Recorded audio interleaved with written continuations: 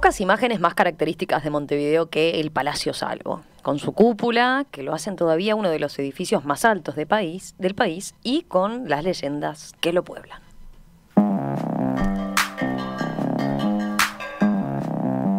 Pero desde hace años que se habla del mal estado de su fachada, que incluso tuvo algún desprendimiento de mampostería riesgoso para transeúntes y autos. Luego de décadas, finalmente, se está en proceso de refacción del edificio construido en 1928, del que tenemos una vista privilegiada aquí desde el estudio. Se abrió un llamado y fue seleccionado recientemente el estudio arquitectónico Colette Lacoste para restaurar parte de la fachada del edificio más emblemático de la ciudad. ¿Les parece si conocemos más de esta restauración? Para eso recibimos ahora aquí en estudios al arquitecto Francisco Colette y a la gerenta operativa del Palacio Salvo, Alejandra Arceñato. Gracias a los dos, bienvenidos. ¿Cómo les va? Un gusto de estar acá en esta prestigiosa radio que escucho con mucho cariño y dedicación, dado que el contenido siempre es un aporte esencial para todos los uruguayos, la verdad. Bueno, muchísimas gracias por ese comienzo. Y Alejandra, en tu casa somos como vecinos. Somos muy vecinos, la verdad que llegar fue un instante. Y sí, era. Y además de acá podemos vernos y observarnos. Tienen mutuamente. otra imagen acá de. Sí, otra perspectiva que no es la que vemos todos los días. Estamos muy bien situados y tenemos una preciosa vista justamente al Palacio Salvo. A ver, lo conocemos como un símbolo, decía yo, pero es un edificio de viviendas y oficinas. Hoy, ¿cuánta gente vive en el Palacio Salvo? El Palacio Salvo hoy en día viven 1000 personas. Y otro tanto que, capaz ahora no tanto por el tema de la pandemia, pero sí otro tanto que circulamos todos los días viniendo a trabajar. Es como un pueblo grande en vertical.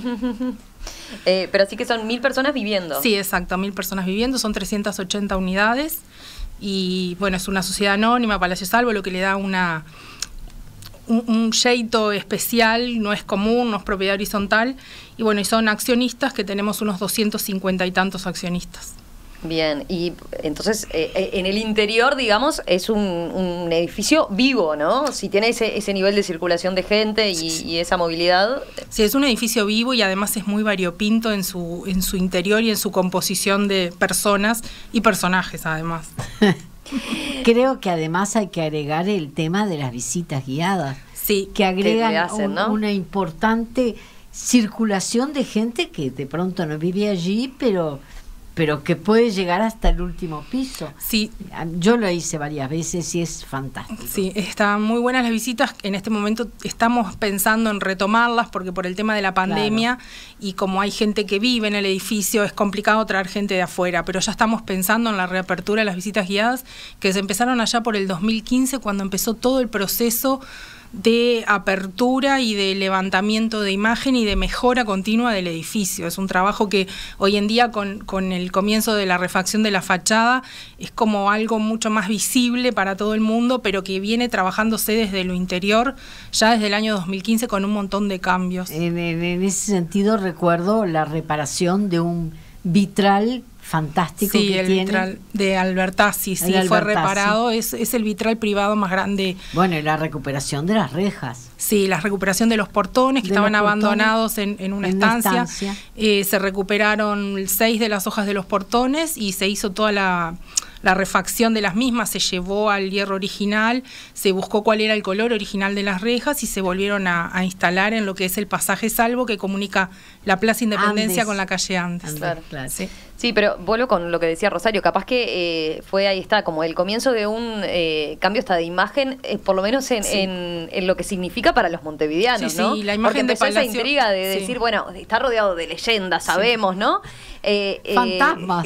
Genera esa curiosidad de saber, sí, de conocer, de ver ese edificio tan emblemático por adentro y tener esa posibilidad. Sí, claro, la gente lo ve de afuera y incluso yo el día que entré por primera vez allá por el año 95 me daba miedo llegar a un lugar que no conocía y el interior también ha cambiado mucho del edificio en cuanto a la gente que vive, a la seguridad.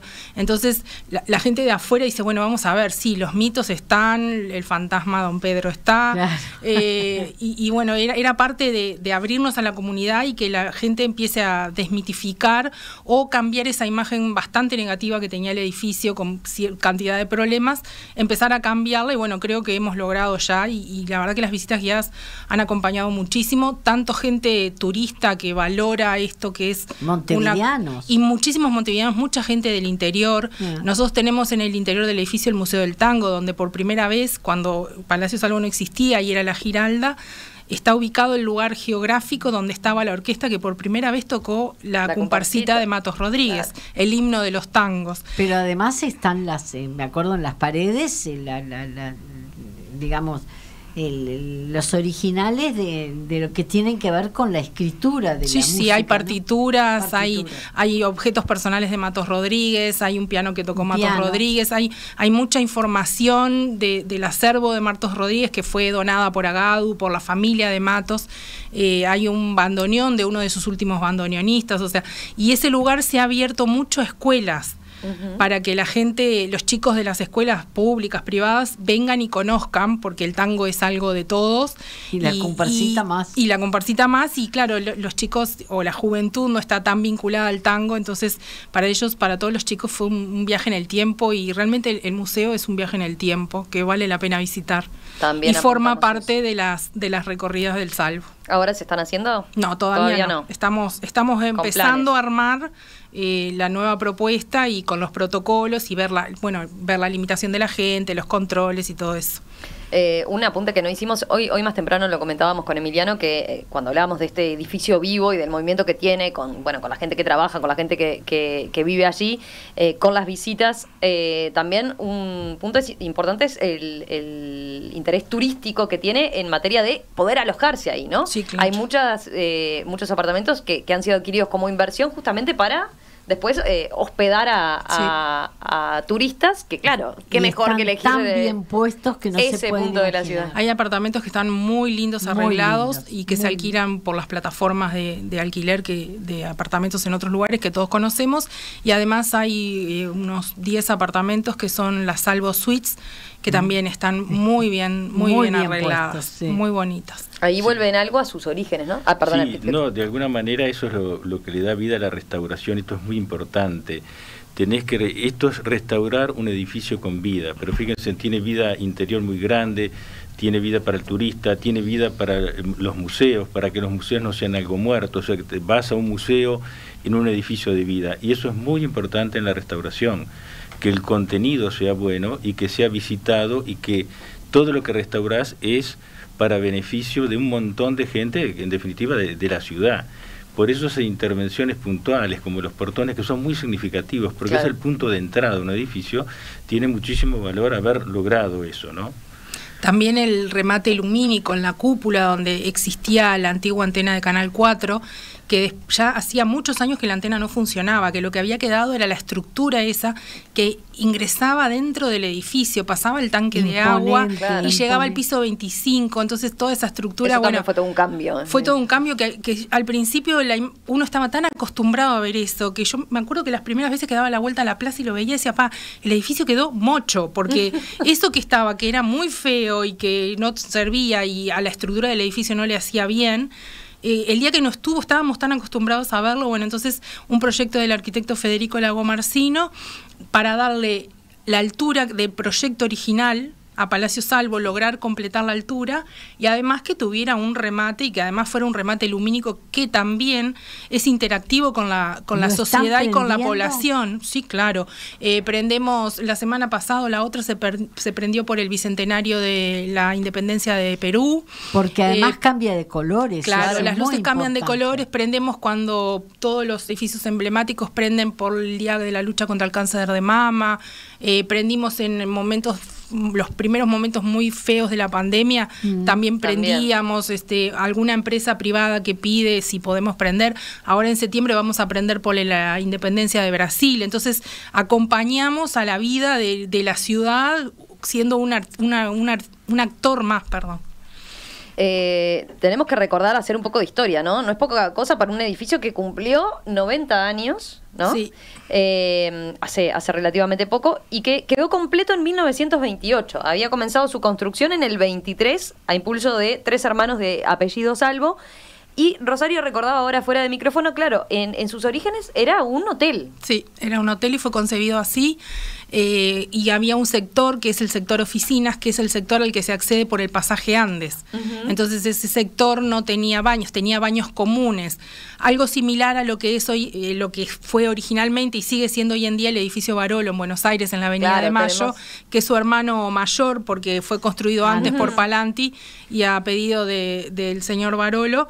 Ese edificio fue concebido exclusivamente como oficinas y al día de hoy sigue funcionando como tal, lo que le plantea ciertos beneficios y ventajas respecto del Salvo, que cuando el Salvo comenzó a convertirse apartamentos que eran salas de hotel, habitaciones de hotel solo con baño, comenzó a convertirse en vivienda, se empezaron a generar cocinas, instalaciones, y eso fue algo que deterioró bastante todo lo que tiene que ver con la sanitaria y con las aguas, además del crecimiento de gente que, por ejemplo, nosotros el año pasado y el anterior estuvimos abocados a, en lo interior y a la vida del edificio, al tema de los reservorios de agua, porque eran los reservorios originales y porque no estaba considerado para la gente que hoy en día vive permanentemente en el edificio, y gente que tiene lavarropas o es otro el uso. Entonces los reservorios de agua nos estaban quedando cortos y bueno, se hizo todo un trabajo de reestructura de eso, se cambiaron tanques, se pusieron sistemas de intermediarios de bombeo, o sea, todo eso hace a lo que la gente no ve de afuera, pero que venimos hace varios años, y con el esfuerzo de los accionistas que se votó en asamblea un fondo para obras, para darle destino exclusivo a los ascensores, que son 6, y que el ascensor montacargas hacía más de 10 años que no funcionaba. Se cambió el motor, se puso un motor nuevo en el ascensor, se refaccionó todo, y bueno, ese fondo de obra va para los ascensores, para la sanitaria, para la eléctrica. Entonces es un esfuerzo mayor que hacen los accionistas y los que viven para mejorar internamente el edificio, y que se han logrado muchísimos cambios y la gente que está adentro los reconoce, ¿no? Pero eso es un aporte aparte, ¿no? Después está lo que la Intendencia les exonera de contribución inmobiliaria. La Intendencia viene exonerándonos desde el año 2014 a la fecha, hasta el 2020, el impuesto de contribución inmobiliaria. Es un trámite que hacemos año a año, que lo vota la Junta y lo aprueba la Intendencia, entonces exoneran. Nosotros tenemos hasta la exoneración del año 2020, la de este año aún no ha salido, pero bueno, esos fondos Palacio Salvo los fue guardando en una cuenta aparte en el banco, porque la Intendencia lo exonera para que ese dinero sea volcado exclusivamente en la fachada. Entonces, además, para darle más transparencia a esto, se creó un fideicomiso de administración, y el dinero que recauda la sociedad por la contribución inmobiliaria va a ese fideicomiso que va a administrar la obra de la refacción de la fachada, que lo que tenemos juntado nos sirve para esta primera instancia, no para toda la fachada del edificio, pero enorme. Bueno, ahí tenemos un trabajo extra. Pero yo quería preguntarte, ¿qué pasó con los espacios que al pasar de hotel a vivienda, que por ejemplo un gran comedor, un salón de fiestas, que bueno, quedaron liberados de esa función, ¿no? Sí, por ejemplo, en el segundo yo vi piso, una exposición.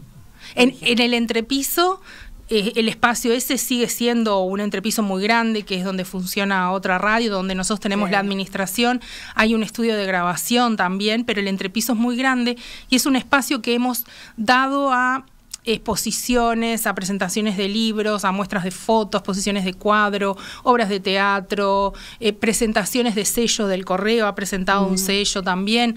Ese quedó como un espacio cultural. Ahí se hizo cuando los 100 años de la Comparsita, se hizo un evento que hubo primero en el Teatro Solís y después se trasladaron todos ahí, que estuvo realmente muy bueno y muy emocionante, estuvo muy lindo.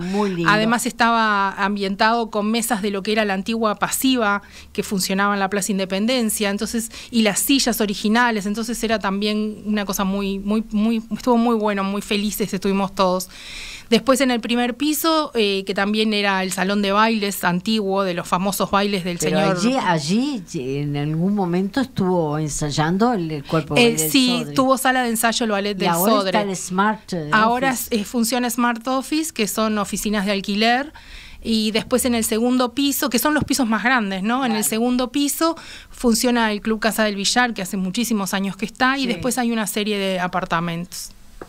Tengo varias anécdotas de los oyentes sobre el salvo, pero ahora después, en todo caso, las compartimos. Arquitecto Colet, quiero ir con usted a un aspecto, ¿no? Decíamos, lo más comprometido era la fachada, ¿no? Que llevaba muchos años sin restaurar. ¿La afecta mucho el impacto de los vientos y la humedad y ese microclima particular de la Plaza Independencia?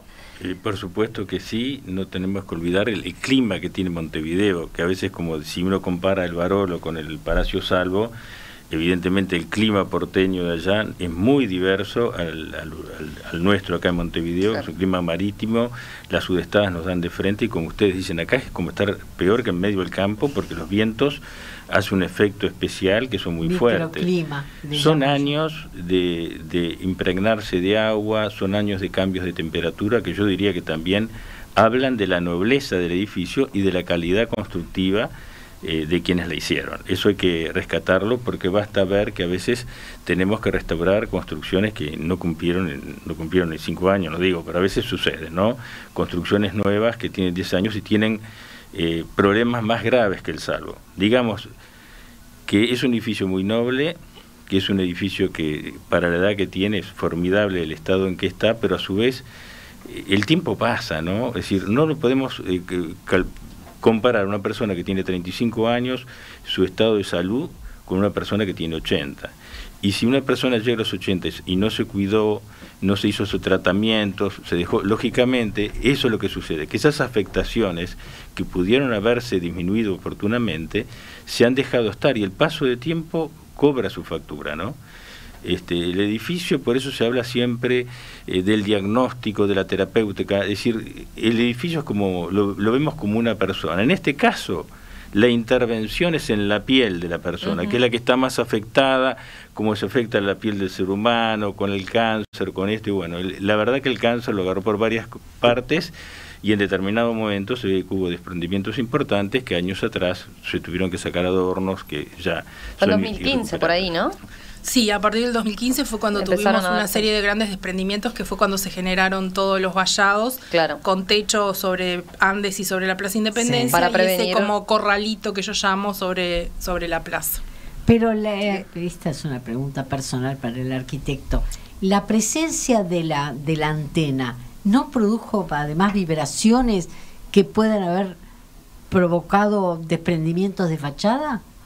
No, pienso, independiente de la afectación de la antena, que seguramente el arquitecto que intervino estuvo de cerca y yo no tengo conocimiento cierto, esto es una cosa general que se da en muy todos. Lejos sí, no, esto es una cosa de piel, ¿no? Otra cosa es que uno le hayan injertado, lo hayan agredido al edificio con eso, pero eso supongo cuando uno retira eso, lo restaura y recompone, o sea, creo que eso es una afectación puntual. Este es un estado general del edificio que a su vez a mí lo que me alegra muchísimo ver el reconocimiento que hay de toda la sociedad montevideana especialmente a este edificio y todo el esfuerzo que hay detrás para llegar a este punto de restaurar la piel, porque esto se basa en todo un estudio muy detallado que hizo la Facultad de Arquitectura. Yo le iba a preguntar eso porque tenía mensajes acá. La facultad hizo un diagnóstico de la situación edilicia del Palacio y lo estuvo trabajando durante mucho tiempo, ¿no? ¿Qué arrojó ese diagnóstico? Bueno, es muy, lo primero que quiero expresar que es muy importante cómo interviene mucha gente irresponsablemente y da fundamentos a la intervención, porque el arquitecto proyectista Carlos Pascual se basó en estudiar todo ese análisis que hizo la facultad, donde hizo, ¿cómo decir? Cuando uno va al médico le hacen radiografías de esto y ahora el análisis de esto, y no paran los análisis, y bueno, ese trabajo tedioso de hacer los análisis de revoque, de ver las patologías localizadas en cada punto, lo hizo la Facultad de Arquitectura con los cantidades de profesionales que están en los institutos, que es lo que le da sustento a decir, bueno, el diagnóstico, esto es lo que tiene el edificio. A partir de ahí hay que hacer la terapéutica, qué es lo que vamos a implementar para dar solución a eso, y es lo que ha hecho el arquitecto Pascual, agarrando todo ese estudio, sintetizar en qué consiste la intervención. Y estamos hablando de un monumento histórico nacional. Hay un nada menor. Hay un tema patrimonial que ustedes consideran con especial cuidado, ¿no? Les propongo, hacemos una pausa y enseguida nos cuenta todos los detalles sobre el trabajo que se viene ahora. Perfecto. Hoy estamos hablando de la obra de refacción del Palacio Salvo. Es una restauración que está comenzando luego de años de deterioro en lo que es uno de los edificios más icónicos de Montevideo. Decíamos y contábamos en la tanda algunas leyendas, ¿no?, del palacio. El fantasma, por ejemplo. Bueno, el fantasma. Tenía una del propio equipo. Acá Agustina Robeta me decía que hace un tiempo había hecho un trabajo, había ido a filmar algo y habían filmado todo, habían terminado. Cuando quisieron ver lo que habían grabado, nada, había desaparecido, ¿no? Después tengo otras anécdotas. Héctor dice, cuando estaba en el liceo, allá por el año por el año 66 o 67, con los compañeros nos colamos hasta la azotea que tenía la antena de Canal 4. Fue una de las aventuras más lindas. Nos descubrió un portero y nos echó, pero vaya si lo disfrutamos. Después, bueno, hay quien nos decía... A ver, en este caso, Jorge dice, la cúpula del Palacio Salvo es una buena idea, pero no pega para nada con la construcción. Igual se reconoce el esfuerzo, pero no tiene nada que ver. Ojalá se recicle de una vez el palacio arriba. Y después, Ariel dice, como simple ciudadano y transeúnte, he visto excelentes restauraciones realizadas por Colette Neri en Ciudad Vieja. Sí. Y distintas iglesias, además. Me parece excelente que le hayan asignado el Palacio Salvo, dice Ariel.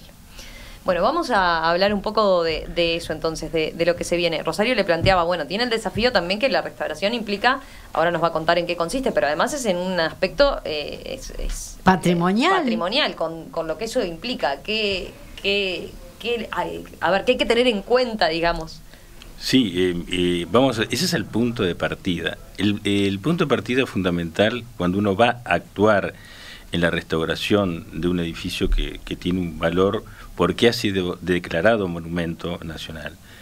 Pero a su vez, vamos a ver, tiene valor porque es un patrimonio de todos los uruguayos, es decir, refrendado en que fue declarado patrimonio, ¿verdad? Pero partimos de que esto es muy importante si uno tiene sensibilidad, que el edificio no es del Palacio Salvo Sociedad Anónima, no es de la Comisión de Patrimonio, sino que es de todos los montevideanos. Eso es muy importante tomar conciencia. Y en particular sus fachadas. Y sus fachadas. ¿Qué quiere decir? Que el edificio no es nuestro. Entonces uno actúa como el que actúa en algo que no es propio y pone todo lo mejor de sí. Y el punto de partida justamente es ese análisis que hace la Facultad de Arquitectura, todo lo que hace a la Comisión de Patrimonio, que vela por el patrimonio. Entonces es un trabajo conjunto, lo mismo que la Comisión de Ciudad Vieja. Todos esos técnicos de esas comisiones, técnicos que tienen una excelente formación y que por algo están ahí, ellos velan por el patrimonio y la opinión y la aprobación de este proyecto pasó por sus manos. Efectivamente, el arquitecto Carlos Pascual, que es el responsable del proyecto, luego de haber hecho una síntesis de esos análisis del estado del edificio y haber propuesto soluciones prácticas, lógicamente fue presentada y aprobada por sea la Comisión de Patrimonio o la Comisión de Ciudad Vieja. ¿Por qué se hace esto? No solamente como un mero formalismo, sino que es esencial. Es esencial contar con la aprobación de todos y la opinión porque vamos a intervenir en algo que no es nuestro y que es de todos y tenemos que hacerlo de la mejor manera. ¿Qué es lo que se trata? Nosotros, ¿por qué estamos aquí como empresa Modilor, Colela Coste, ¿no? Es que simplemente, no solamente, no estamos por casualidad, nos hemos formado en estos años en la intervención del patrimonio y especializándonos en la confección de revoques artesanales adecuados a edificios. Por ejemplo, en Paysandú hicimos casi media manzana de un colegio de las Hermanas del Huerto, conseguimos las arenas sanduceras, fuimos a la arenera, hicimos ensayos, probamos hasta que logramos mantener los revoques antiguos restaurados, confeccionar nuevos donde eran faltantes porque estaban pintados y quedó una espléndida obra. Pero usted está al frente de una empresa, es decir, compromete esa actitud suya, pero además tiene obreros que tienen que entender lo que es trabajar para el patrimonio, ¿no? Bueno, muy interesante, Rosario, lo que dice, porque eso es la clave de la empresa. Claro. ¿Qué sucede? Las empresas de restauración son muy contrapuestas a lo que es una empresa de construcción. Realmente no tienen nada que ver, porque la actitud, primero, cuando tú entras en una obra, es primero conservar, no destruir, y después la intervención. Para que la intervención sea eficaz y esté bien hecha, no importa el arquitecto, el nombre de la empresa. ¿Qué es lo que importa? Justamente las personas que van a hacer ese trabajo. Nuestra empresa de hace 4 años lo que ha formado y ha puesto su atención y se ha concentrado es en la formación de la gente que forma parte de la empresa. ¿Qué sucede? Desde el peón al oficial, o semioficial, o medio oficial, el capataz, todos tienen el mismo interés en que salga bien la obra, la misma responsabilidad. Hay un modo de funcionar muy diverso en el cual el operario que interviene en ese momento es el que tiene la formación específica para hacerlo bien y es el que está motivado para hacerlo bien. Porque ¿qué sucede? A veces se comenta que las construcciones de estos años 28, que bien construían, ahora no lo podemos hacer. Nosotros estudiando tenemos otra postura, creemos que sí lo podemos hacer, claro. Y la meta de esta empresa Modilor es llegar a esa misma calidad de los finalistas italianos que hicieron Montevideo. Me dicen que soy loco, no, esto se puede hacer y lo vamos comprobando como el uruguayo Montevideo tiene una capacidad de trabajo y de aprendizaje que realmente estamos desperdiciando, tiene una capacidad de aprender cosas que a mí me asombra. ¿Eso significa que se han recuperado oficios? Porque en algún momento se perdieron, el finalista, el frentista, una cantidad de oficios que no existen ya. Por supuesto, este año terminamos la prácticamente restauración de parte y la otra es reconstrucción de una fachada de un antiguo conventillo donde está la Casa de las Velas, y ahí hubo que hacer moldes, como decirle, de angelitos que estaban en la fachada, cintas, todo eso se hicieron moldes y se aplicó con el mismo mortero analizado y todo, y realmente se hizo de un modo razonable y rápido, y es el oficio que se va. Lógicamente, si tienes a una persona que la va formando y se va ejercitando, en eso terminás especializándote y haciéndolo sobre todo con gusto y, muy importante, con amor. Porque hemos perdido el amor por el trabajo y estamos perdidos. El orgullo, es decir, eso que tenían los antiguos constructores, el desafío es lograr obtenerlo hoy. Que no se puede, que la angustia económica no, porque es lo mismo colocar un ladrillo bien derecho que no. Entonces, si vos ya tenés la costumbre de hacerlo derecho, ya lo tenés, lo haces fácil, es decir, lo haces fácil. Lo que pasa es que falta formación humana y formación técnica profesional. Y eso, la verdad es que la empresa ha invertido mucho en eso. Y ha recorrido un nuevo camino, en realidad. Tuvieron obras también hasta en el Palacio Legislativo, ¿no? Sí, es decir, digamos, ¿qué sucede? La empresa Modilor, tal cual la conocen ustedes, tiene 4 años. Lógicamente, en los antecedentes míos como empresario, es todo es toda esa mochila de conocimientos que he adquirido en 20 años de trabajar en estas cosas. Entre ellos el Palacio Legislativo, trabajamos estuvo el firme el cambio de cubiertas de cobre, lo mismo que trabajé en el Palacio, en el Teatro Solís, todo el cambio de cobre estuvo a cargo de mi responsabilidad. Traje el número 1 de Chile y de hecho formé gente en hojalatería, siempre con ese afán. Lógicamente después el mercado del cobre se cortó, pero uno formó gente, hojalatería, plegadoras y todas esas cosas, ¿no? Hemos intervenido, bueno, como tú decías, en la iglesia de San Francisco de Asís, también se restauró toda la torre, en distintos monumentos, pero este año también se hizo el templete de Venus, con un proyecto de la Intendencia muy exigente, por parte del arquitecto. Parque Rodó. El del Parque Rodó, que estaba todo pintado, se habían perdido los adornos, sí, se habían perdido todos los capiteles, y ahí el arquitecto, realmente también parecido a la Facultad de Arquitectura, hizo un estudio histórico muy interesante, con mucho detenimiento, y los obreros, los capiteles faltantes, en lugar de hacer moldes, fíjense en la mano de obra que hemos obtenido, con calibres recompusieron las formas faltantes y quedaron que después el arquitecto tuvo que reconocer, lo hicieron sin moldes y no distingo entre la forma antigua y la nueva en cuanto a la parte formal. Sí. Eso se debe al personal, ¿no? Hablemos, si le parece, ahora del proceso que están arrancando. ¿Cuáles son los planes de refacción ahora, estos primeros de los cuales ya empezamos a ver algo de los trabajos allí que se están empezando a llevar a cabo? Bueno, lo primero que hay que ver en este proyecto de restauración, que lo que se trata es de restaurar. ¿Qué significa? Mantener al edificio en sus superficies con los mismos revoques. No, ni pintarlos, ¿verdad? Es decir, no, si usted pinta, le saca la piel, o sea, se trata de conservar la misma piel y donde está herida, donde tiene cicatrices, donde hay faltantes, donde hay desprendimientos, con mucho detenimiento, desprender eso, hacer moldes y recomponerlo. ¿Cómo lo recomponemos? Con un nuevo mortero, pero que tiene la misma composición, textura y color. Nunca va a ser igual, porque si tú tienes algo viejo, claro, un mortero nuevo, lo viejo ha sufrido todos estos años que decimos, ¿no? ¿Verdad? Esos el años, color. El color, todo se deteriora, es un revoque viejo, o sea que tenés que hacer un revoque nuevo, similar en naturaleza al viejo, que siempre, pero la diferencia le da gracia.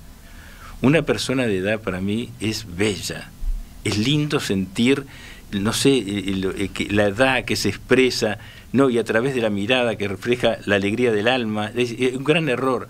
La gente que se hace tanto maquillaje artificial, parecen caras de plástico, que es una cosa terrible.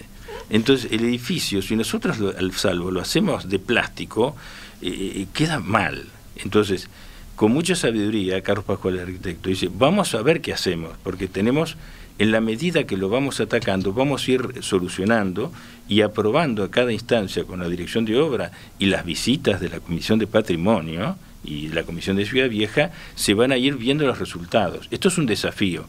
Nosotros estamos seguros que el desafío lo vamos a super cumplir, porque tenemos toda la experiencia anterior de lo que ya hemos hecho.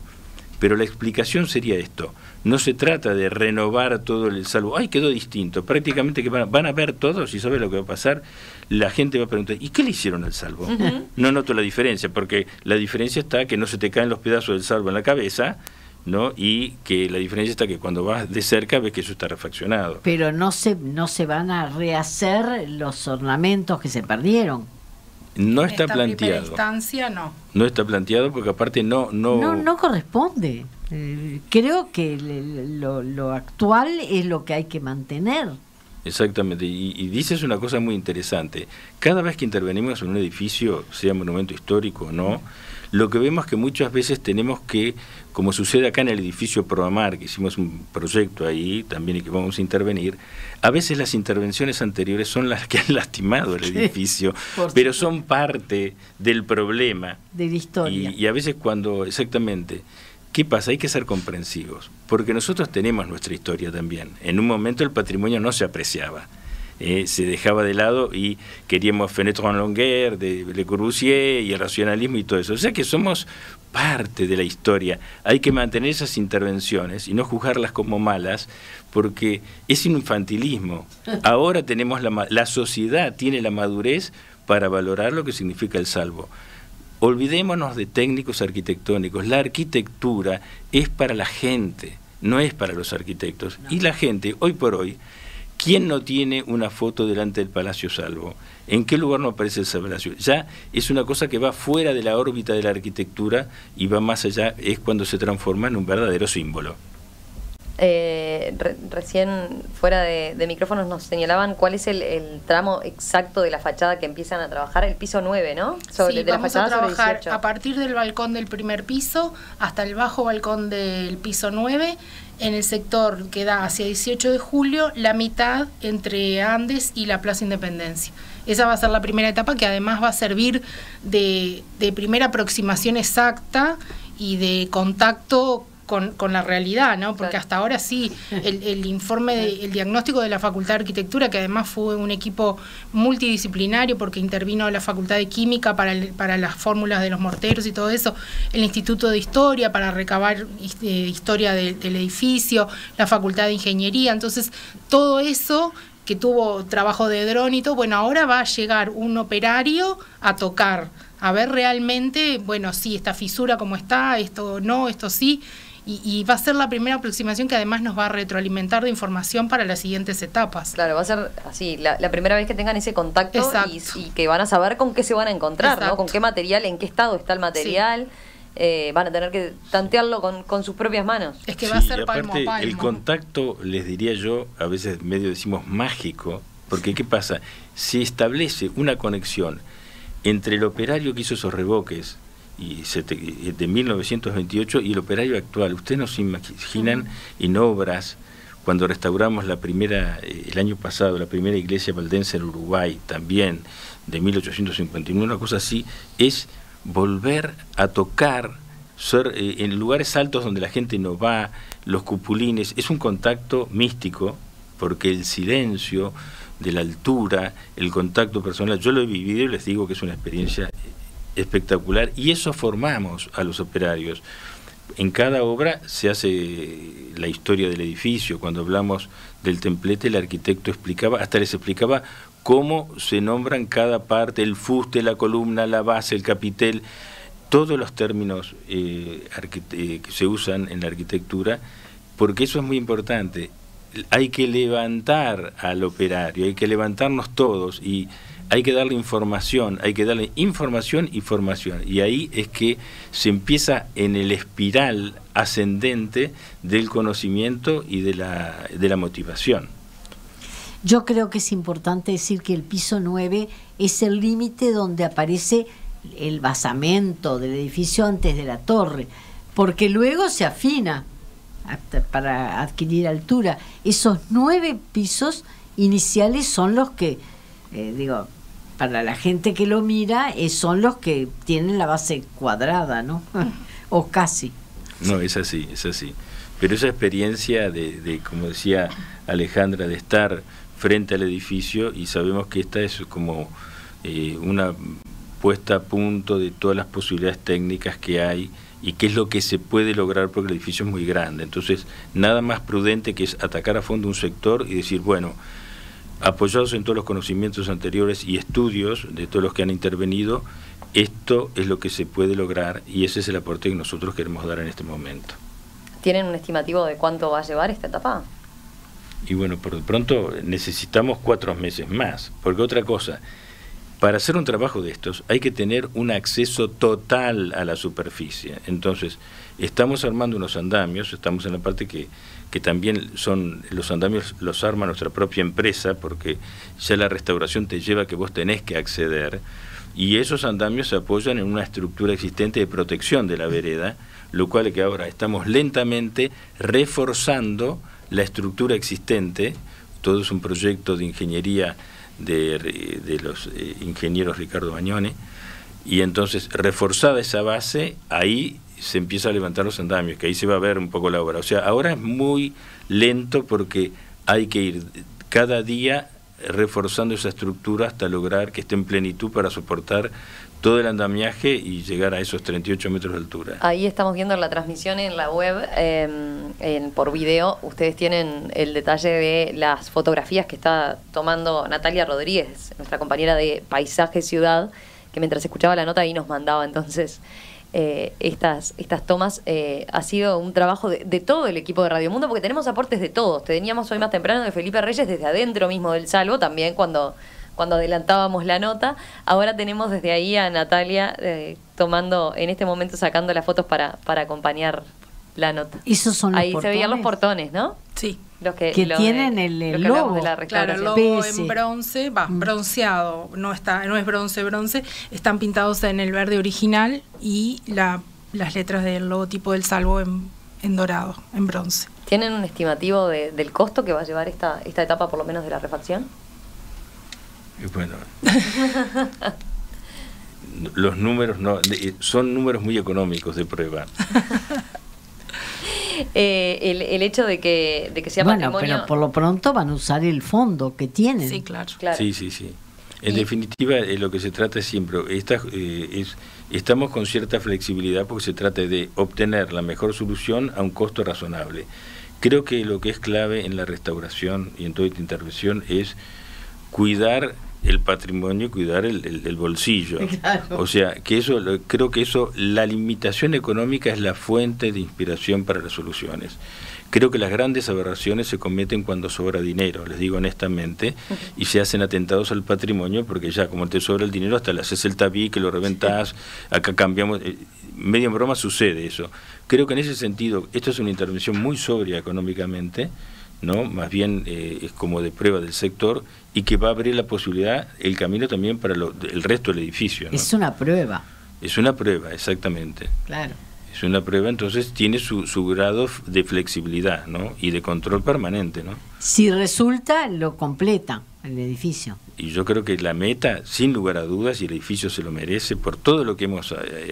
llegamos a este punto final de la intervención, que es una cosa instrumental, pero esto responde a una realidad de presión enorme de este valor que tiene para la gente el edificio. Eso es la fuente de inspiración. Si tú restauras algo que no se usa, hay experiencias en otros países desarrollados que han restaurado una cosa que no tenía fin, ¿viste? Quedó el edificio, pero vale en sí por su forma. Lo restauran y no le dieron y lo dejaron. Otro lo restauraron y le pusieron otro contenido diferente, porque no, cultural o no cultural. Lo usaron. Luego, a los 2 años, vieron que el que no se usaba, todo lo que habían hecho estaba desperdiciado, se había deteriorado porque el edificio no se usaba. O sea que el uso es fundamental. Por eso que acá se da una conjunción de factores que lo potenciabilizan esta obra. Claro. Estás restaurando algo que lo va a disfrutar mucha gente. La idea, que lo va a vivir mucha gente. La idea es para esta etapa y esta etapa 0, que para la cual contamos con los fondos, bueno, vamos a después buscar colaboración y apoyo de otras instituciones o de quien pueda y quiera apoyar este edificio icónico de la ciudad, sin el cual los montevideanos no pensaríamos que no estuviera nunca al salvo. Creo que nadie le haría caso a Le Corbusier cuando dijo que había que buscar el mejor punto para demolerlo. Para demolerlo. Es inviable, es inviable no tener al salvo, es inviable todo eso. Por supuesto. Entonces, bueno, esta primera instancia con la que contamos con los fondos y seguimos trabajando para poder hacernos de más fondos para poder seguir, porque como decía el arquitecto, la idea es todo el edificio. Claro. No solo una parte, la idea es todo, porque la problemática está en todas las fachadas, de la planta baja al piso 25. Pero de cualquier forma creo que es importante lo que puedan averiguar a partir de esta prueba, sin porque duda, lo otro va a ser mucho más rápido. Va a optimizar todo lo que viene después. Claro. Exactamente, va a abrir un camino seguro para la autointervención y no quedar con incertidumbres. Claro. Esta etapa es muy importante. Por eso también que en los plazos, si bien lo hemos tenido, los tomamos flexibles, ¿me entiende? Porque acá hay que llegar a la solución justa, no a lo primero. Entonces, creo que está encarado así, ¿no? Exacto. Me siguen llegando los mensajes. Por ejemplo, Mariela dice: tengo 71 años. Mi madre fue de luna de miel al Palacio Salvo. Debes encontrar a Alejandra con muchas de estas. Sí, anécdotas. La verdad que hay muchas anécdotas de gente famosa que ha vivido, Idea Vilariño, el pintor Rial, el taller de Agó Páez en el piso 18, o sea, mucha gente muy conocida que ha andado por el edificio y muchas historias de esas. Yo hace poco, mi papá me dio una foto y me dijo, mira, y era una foto del año 74, que yo era muy chiquita, ya más o menos se delata la edad, en la Plaza Independencia con el Salvo de fondo. Yo dije, qué increíble, ¿no? Cómo después la vida se fue dando.